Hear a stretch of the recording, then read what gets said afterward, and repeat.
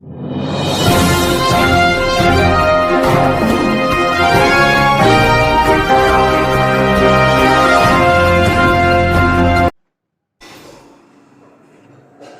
ನ್ಯೂಸ್ಗೆ ಸ್ವಾಗತ. ಅಪರಿಚಿತ ವಾಹನ ಡಿಕ್ಕಿ ವ್ಯಕ್ತಿ ಸಾವು ಪ್ರಕರಣ. ಮೃತರ ಕುಟುಂಬಸ್ಥರಿಂದ ಬಾಗಲಕೋಟೆ ಡಿಸಿ ಕಚೇರಿ ಎದುರು ಪ್ರತಿಭಟನೆ. ಸಿದ್ದನಗೌಡ ಗೌಡರ್ 47 ಮೃತ ವ್ಯಕ್ತಿ. ಕೇರೂರು ಯಂಕಂಚಿ ಗ್ರಾಮದ ಮಧ್ಯೆ ನಡೆದಿದ್ದ ಅಪಘಾತ. ಬಾಗಲಕೋಟೆ ಜಿಲ್ಲೆ ಬಾದಾಮಿ ತಾಲೂಕಿನ ಯಂಕಂಚಿ. ಫೆಬ್ರವರಿ 11, 2024 ನಡೆದಿದ್ದ ಅಪಘಾತ. ಇದುವರೆಗೂ ಅಪಘಾತ ಅಳವಡಿಸಿದ ವಾಹನ ಹಾಗೂ ಆರೋಪಿಗಳ ಪತ್ತೆ ಮಾಡದ ಪೊಲೀಸರು. ಕೇರೂರು ಠಾಣೆ ಪೊಲೀಸರ ವಿರುದ್ಧ ಆಕ್ರೋಶ.